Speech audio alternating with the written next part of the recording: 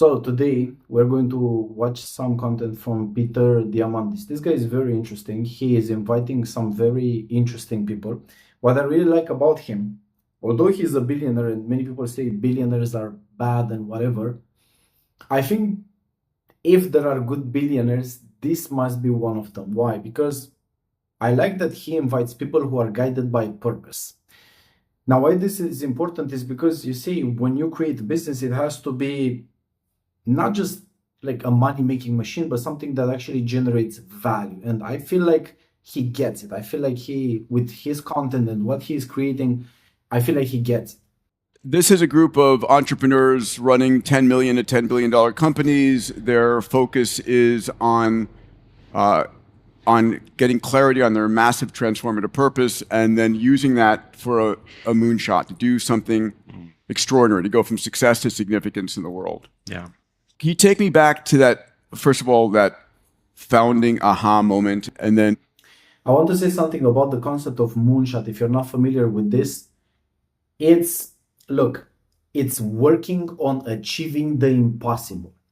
You see, if you think about what people are doing, some people are building a business just to make money, other people are guided by purpose, and some people are so positively disruptive or disruptive in a very positive manner that their projects usually they are called, or at least he calls them moonshots, meaning you are trying to achieve the impossible. This is how I see it. It's a very interesting concept. It's almost like it shows you how, like, what's your impact?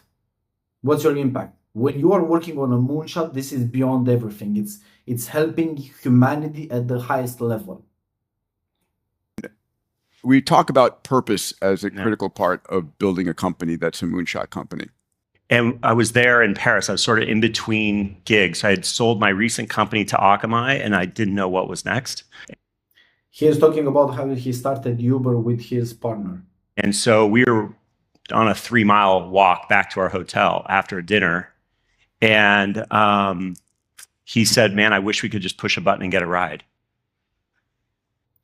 I want you to notice, as he tells the story, I want you to notice how they together, without realizing, they were building something. But what is really important is that they worked together and they played, like, each one of them, they did exactly the right thing that together would work in such a way that at the end of it, they built Uber. I want you to notice there are some steps. I'm going to just tell you step 1, step 2, and 3, and then we can look back and see, like, notice something very interesting. This would be the first time where they just walk and the other person says, like, you know what? It would be very interesting if we could just push a button and get a ride. That would be step number 1. That's a prophetic wish. And I'm like, pretty good. And he's like, yeah, let's just go back to San Francisco. We'll make the app. Let's buy 20 S classes, get 40 drivers in a parking garage, and we're off to the races. I'm like, look, there's enough cars out there already. We don't need to buy the cars. We don't need to get a parking garage, and we probably don't even need to hire the drivers. And that was kind of the balance at the beginning. Was he was the classy and I was the efficiency. If that makes sense. So here is what's very interesting about this. As I was saying, they build something together without even realizing. First, what's going on? So they are in Paris, they're coming back from an event or something, and there is, it's impossible to get a car at that time. So they're just like taking a long walk. His partner says, you know what? It would be very cool if we actually could push a button and get a ride. If everything would stop at this point, it would be just like a comment. They would continue to walk, nothing would happen. But he comes back and says, like, notice it. Like he basically goes like, this is pretty good. You see, so he's building a little bit, like his partner expressed like just like a wish out of, it was nothing clear. It was not a project. It was just like, man, I wish this would be different now. But he noticed that and he took it as like, that's interesting. After this, his partner said, you know what? Let's go back to San Francisco, let's buy, or New York, whatever, and let's buy 20 S classes, 40 drivers, let's invest into it, let's make it into a project. But then he says, wait a second, there are plenty of cars, we don't need to do this, we don't need to do that. And he realized, oh, you know what? He came up with the idea, we built it together, but I also bring the efficiency part. If, for example, if they would go back and they would, let's say, buy the cars and have all the initial plan that his partner had, maybe it would not be efficient. Maybe it would be just like a money drain, and eventually the project would never take off. But the fact that they worked together so perfectly, like his partner noticed, like expressed like a frustration. He took it as like a, this could be a project. Then the partner said, like, you know what, let's do it. Let's go there. Let's buy the cars. And then he comes back and said, like, wait, no need to buy the cars. No need to do this because we can make it more efficient. And eventually, step by step, they worked together without realizing and built Uber. What I've noticed about this story and what I believe to be so interesting is the fact that without realizing, they acted in unison. They acted perfect. They were doing like a dance together, which eventually turned to be one of the biggest company on planet Earth. How critical is purpose in driving sort of a company at this scale? If you get, he's asking how critical is this purpose to drive and to build a company at this scale? really, really self-aware of who you are, then when the next thing comes, you will know. When your professional soulmate presents itself, you will know. And so if you understand your nature, you need to find a thing that you do that matches that nature. And then you start building an organization. And I guess what I really like about his approach is that he emphasizes that, hey, whatever you want to do, you will have to get to a point where you understand yourself first before you understand your purpose and to understand who is actually matching, who is aligned with your purpose, you can onboard, you can invite into your company, into your project. First, you have to go inside and understand yourself. What do I want? What am I about? Once you have clarity around that, then you can see, and you are going to notice, he is making a very interesting point, that you are going to notice instantly what is matching. Because it's almost like you have so much clarity with yourself that whenever something presents itself, like a project, like a partner, like a relationship, anything, you are instantly going to notice like, oh, this is aligned with me. Why? Because I did spend the time in advance to know myself first. So since I know myself very well, I will also very well know that which is matching. The challenge is if you're bringing in people who don't share that. This gets codified into sort of what you might call cultural values or things like this. And if your cultural values are really, really good, then it becomes really clear who's not supposed to be there. You said a few minutes ago that you are focused on sort of optimization, getting rid of inefficiencies. And is that your superpower for finding opportunities? Well, it goes to that digitizing the physical world. So we know what the digital world is. It's called a computer. Yeah. Right? CPU manipulates the bits.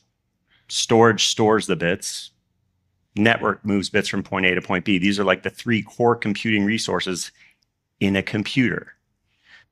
I want you to notice how interesting he thinks about real life. He thinks in terms of digitizing the physical world. Like if you think about, actually, this is what Uber achieved. But Uber achieved this because there was a person like this having this view of the world behind. Otherwise, Uber would not exist. I would say Uber was like so special and it had like such a radically different approach that only with a person like this you could have that existing. Otherwise, this is not like it's not like a common solution, like, oh, you would expect that this company would exist, anyone could build it. No, I think he is actually the right person to build that because he thinks like this. I want you to keep watching. It's very interesting. But digitizing the physical world, if that's your sport, then you've decided that treating atoms like bits is what you do. So you go, okay, well, CPU manipulates the bits. What manipulates atoms? That's manufacturing. Storage stores bits. What stores atoms? That's real estate. Network moves bits from point A to point B. What moves atoms? You're like That's logistics or transport. So my last company, Uber, I didn't think of it exactly like this at the time, but basically I was digitizing network for the physical world. Isn't this interesting? Isn't this interesting? Because although he didn't recognize that this is what he's doing, after the fact, he was like, oh, that's exactly like, this is how I can think about this. And I bet that it was like a point in time when he kind of like became aware of what he's building. And this is how he actually put together this mental map, this mental understanding, like digitizing the physical world. Digitized transport. Yes. One of the 3 core computing resources in an atoms-based computer. And you're like, well, that's well on its way. It's not all the way done. We need autonomous cars and all of this to really be out there. But we've got light at the end of the tunnel. But what about digitized manufacturing and digitized real estate? And so that's how I see what I do. So what I do is I make atoms-based computers. And if you are treating atoms like bits, it will naturally be about efficiency. It's very different than say, oh, I make a social media app. A social media app is going to win when it takes your time, gets your attention, takes your time. And that's how they make money. Atoms-based computers typically are giving you your time back. Yeah. And you see, this is why he was invited at this like Abundance 360 by Peter Diamandis, because Peter Diamandis is all about like building like a big company, achieving the impossible, like really having like a moonshot project and working with like a big purpose, right? This is why he was invited, because he worked from that he lived that. He was like a person that really wants to do something meaningful. Say, oh, I make a social media app. A social media app is going to win when it takes your time, gets your attention, takes your time. And that's how they make money. Atoms-based computers typically are giving you your time back. Yeah. So you see, he was driven by purpose because he wanted to build something that actually helps people, not just something that makes money. Like he gives this example that a social media company takes your time. This is how they make money. Well, what he built, it was, I'm giving your time back. Well, isn't that like a beautiful purpose to have? It's not just that he achieved success at the highest level, but he was actually useful. And so that becomes sort of the foundation of what it is I do. Timing on this. Bill Gross, one of the talks he's given looking at the most successful companies and the companies that failed, and was it their CEO, their capital, and so forth. And his conclusion, it's timing. And being too early is identical to being wrong. It's worse. Yeah, because you waste a lot of money. And time. I mean, it's the worst. So the company I did before Uber. This is the point where I want you to notice, and this was my understanding from what I saw, but you can notice yourself if you see the same thing. But what I've seen from him, especially from this point on, is that this guy actually went through a lot of suffering to build something meaningful. And this is a noble cause. Like he basically achieved the impossible through his own suffering and frustration. And if you are familiar with the story of Uber, or at least know how much controversy, how much they had to change, how much they had to actually twist their mind and twist their own like selves to fit into a market that they were trying to transform. That was very hard to achieve. Like Uber it was a different company than other multi-billion-dollar company, because they were like actually a positive disruptor. But from this point on, I think, again, personal opinion, I could see that he went through a lot of suffering. I could see that he had like a lot.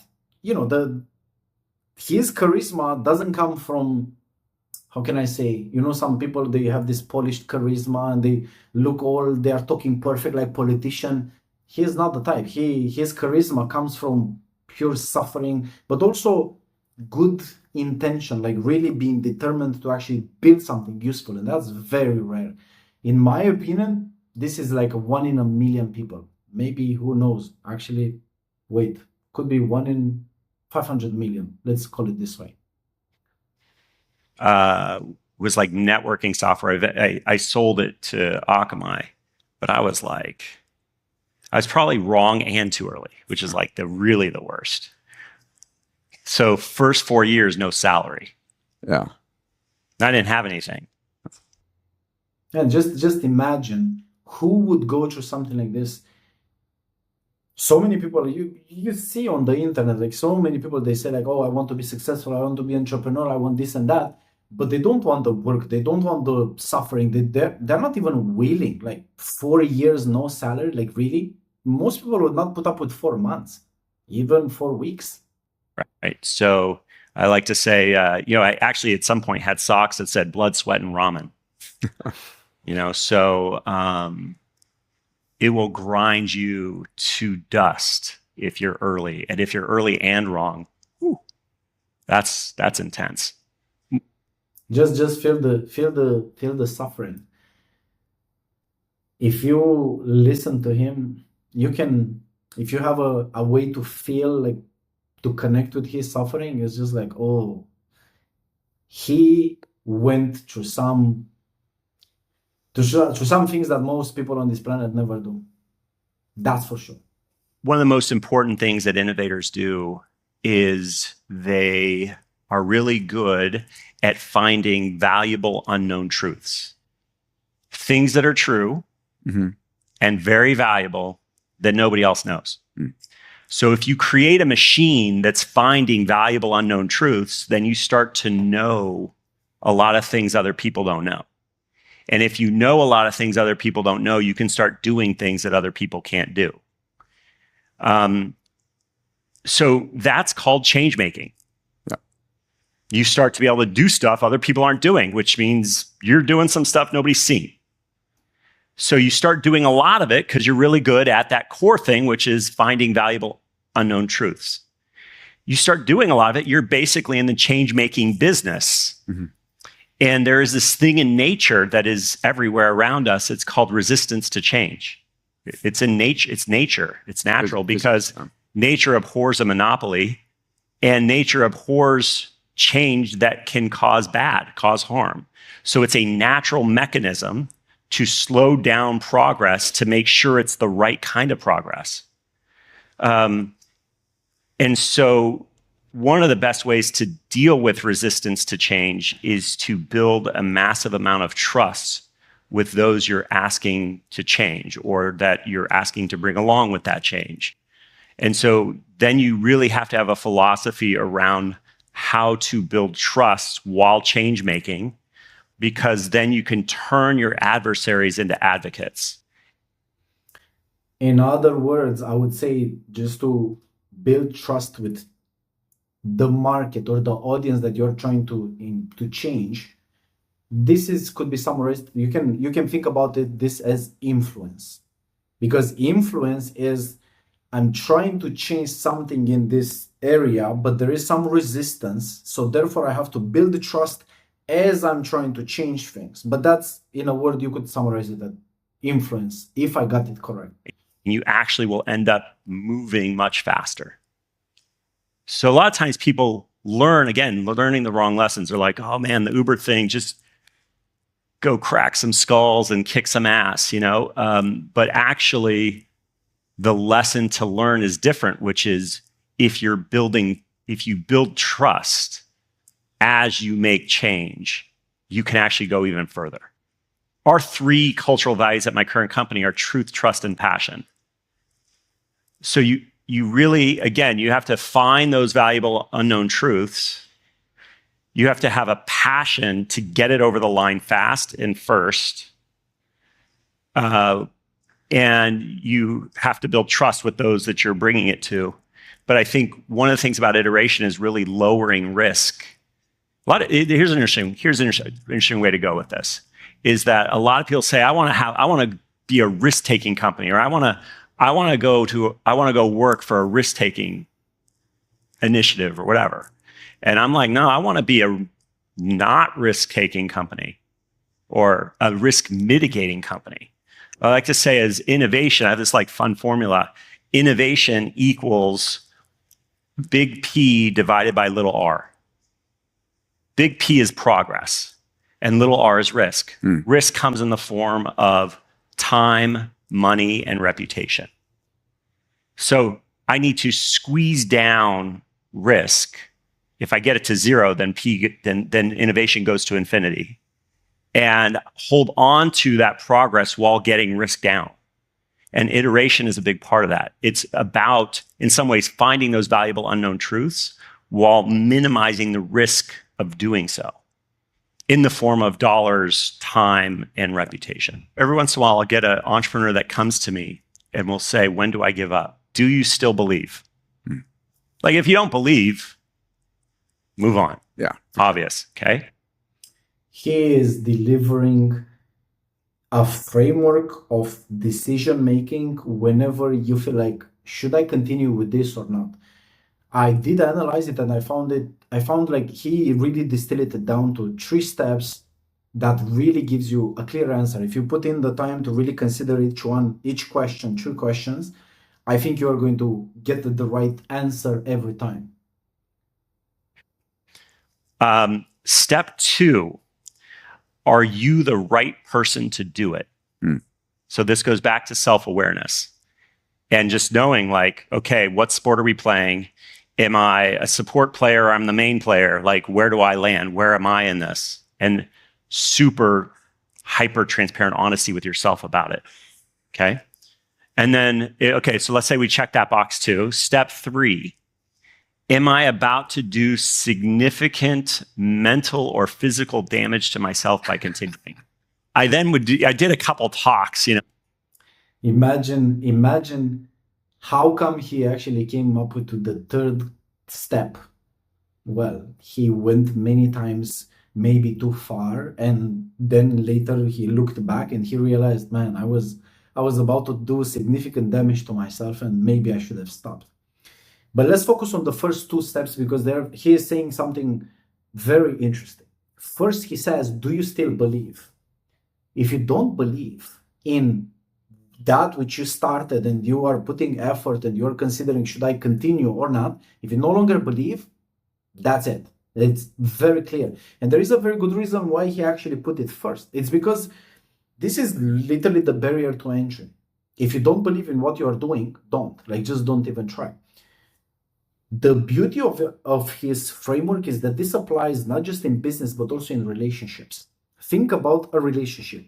How many times you have been in a relationship where maybe, things are going well or not, maybe things are terrible, and then you are kind of hesitating, should I continue or not? Well, asking yourself if you still believe, it's a very way to get to the bottom of it, to get to the truth of it, if you should continue or not. Second, he talks about, are you the right person to do it? Now, he talks in a business context. And if you think about it, and if you think about Uber and him, which is clearly driven by purpose, and he wants to bring he actually wants to serve, he wants to bring positive change to humanity by building something useful. Are you the right person means, do you have the right skills? Do you have the inclination, the interest, the passion to do it? To put it more simply, imagine you can imagine this question like, is this really your battle? Like, is this something that you feel like, you know what, I want to do this. This is my project. This is my territory. I have the skills. I have the motivation. I want to do it. I am the right person. He is also referring to this situation where a lot of entrepreneurs, they just start projects, not just because they really feel like, oh, this is my thing and I want to solve this. I want to bring this into reality. I want to realize this in the world, but because they get inspired by other people. They've seen something, they get an idea, they get some inspiration, and they get hooked into like, oh, this could be profitable. I could do this. It's good. They convince themselves that I should do it, but they're not really the right person to do it.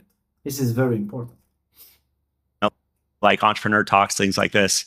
And one of my sort of aphorisms was, money will not buy you happiness, but it will pay for therapy. You see, I told you, I've noticed, I think he actually went through a lot of suffering, let's call it this way. You are going to notice here and there that he points to that. You are going to see. So, look, the clearer you are, the more centered you are, the more you can do. The idea about CloudKitchens is, can you get a meal that is...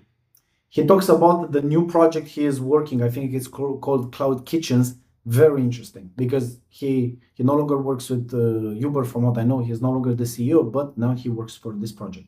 The idea about CloudKitchens is, can you get a meal that is prepared and delivered to you so high quality and so cost efficient and so convenient that it is approaching the cost of you going to the grocery store. Yeah.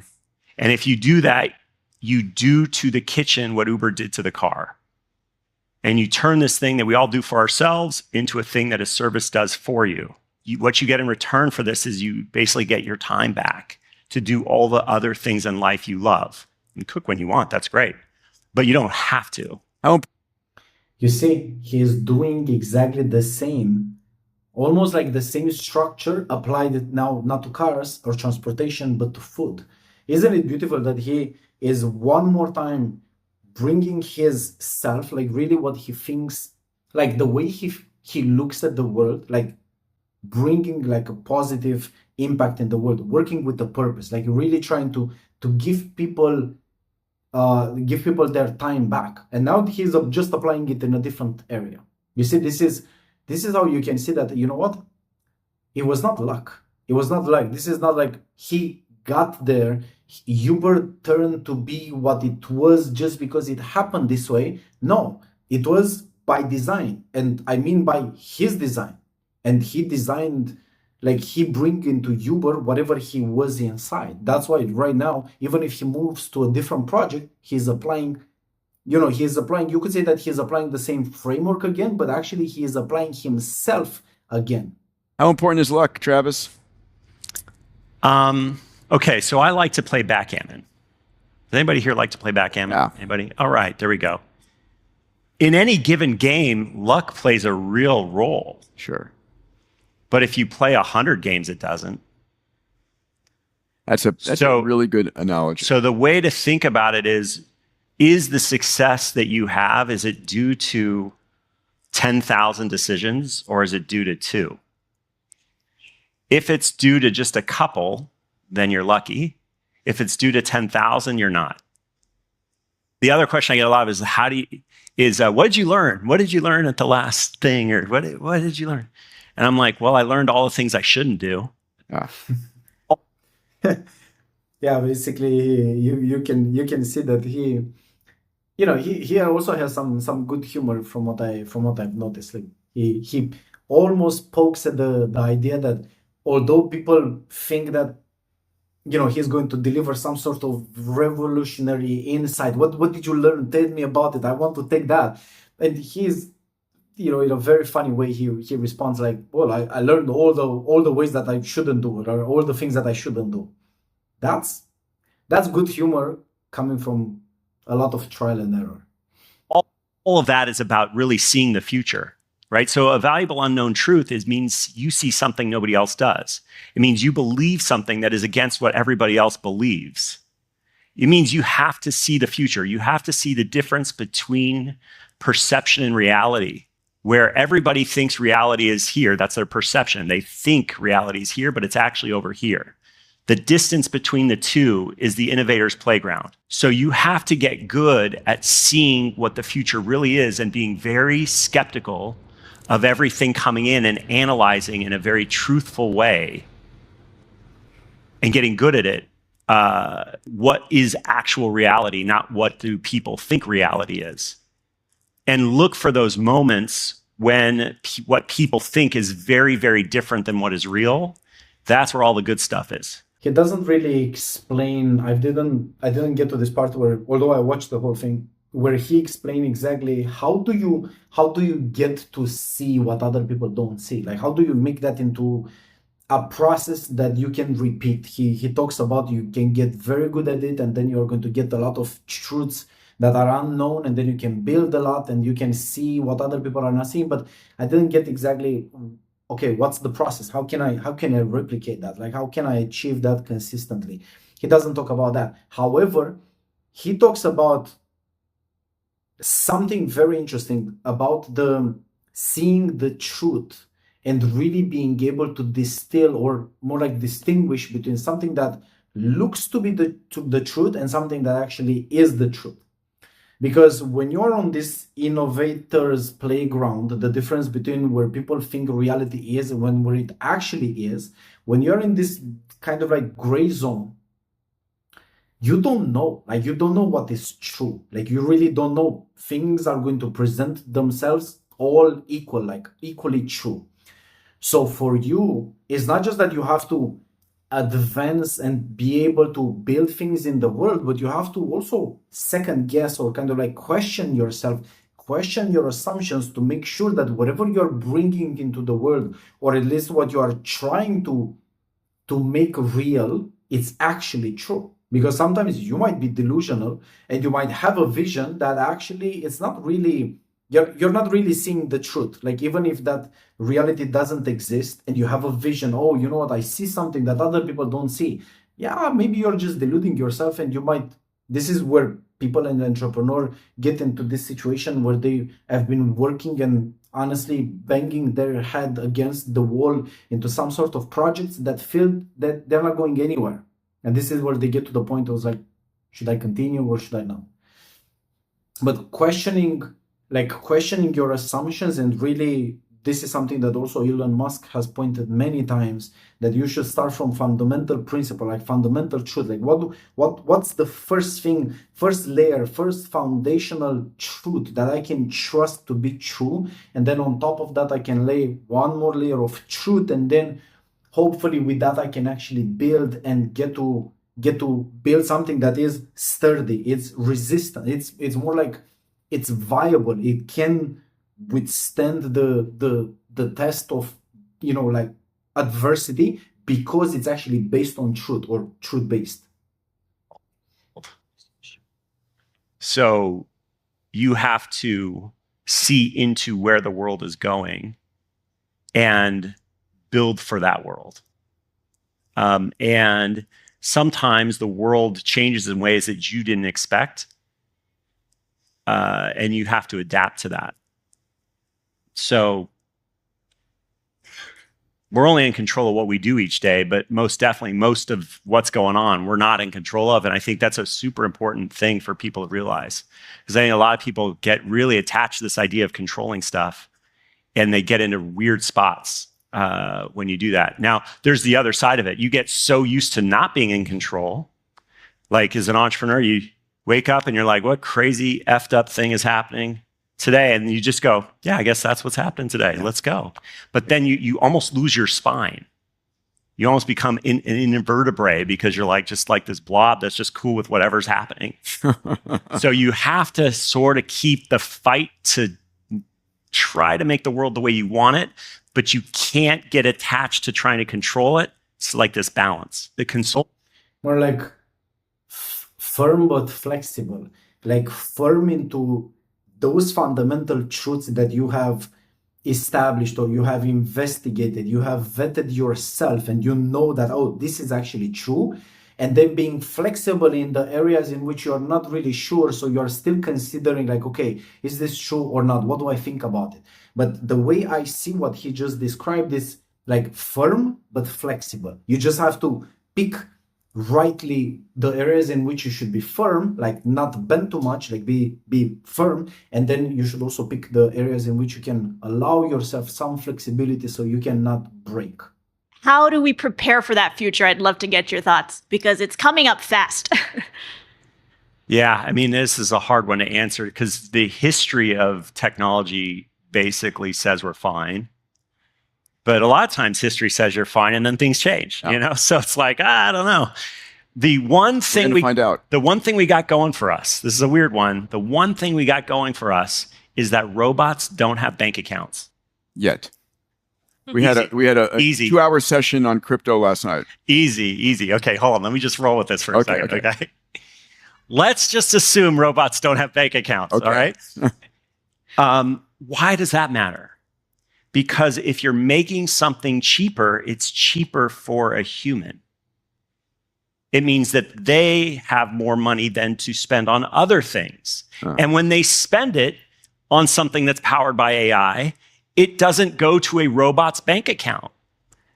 And when some founder makes a shit ton of money doing whatever, and they're going to spend that money, it doesn't go into a robot's bank account. I've done companies that have failed. And the main thing when the company failed that I experienced or that I saw was that nobody wanted the thing that I made. So if somebody wants to go and make a thing that doesn't make people's lives better, they should count on failing. And I want you to notice here, he says that if you do something that people don't want, you should count on failure. What I found interesting is that he makes it very clear and he points to almost to this mathematics of life or mathematics of business. You know, in life, not many things are certain, like a straight line, like, oh, if you do this, you get that. You know, not many things are like this. However, notice that he actually adopts a position where he says, like, if you are not going to build something that other people want, you can count on failure. It's almost like he establishes like a straight line. If you do this, that happens. And I think that's perfectly valid. If you want it to succeed, you better be making somebody's life better, and probably a lot of people's lives better if you want it to succeed. Very interesting, because he says if you want to succeed, but you see some people take this as like if you want to be rich, if you want to be wealthy, if you want to make money, he says you have to make other people's life better.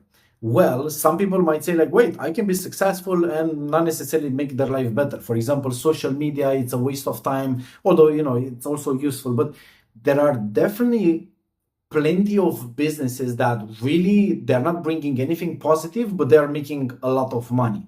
So you might think like, wait, but then what he's saying is not necessarily true. Well, it depends on how you evaluate success. From his perspective, you have seen how he talks and more importantly, how he thinks. Then his success doesn't mean just like, oh, I'm going to make billions of dollars, but I'm going to actually work from a purpose. I will have like a positive intention to bring something positive in the world. And when I match those two, I can really bring positive value in the world and I benefit from that financially. That is what he thinks is success. And in order to have that, then you should absolutely, like he says, you should make and you should be sure that you make other people's life better. And so that's where things ultimately go, is that the machines are by its nature, its DNA, are serving us. How did you balance needing to educate people on the market with building your product, refining your business model, and scaling? You hear about somebody's first experience with Uber, and the fortunate part is the product itself is the education. They're like sitting at a dinner table and you're like, check this out. You know, you're at a restaurant, you're like, and it was naturally social. A large percentage of the app installs were at restaurants, right?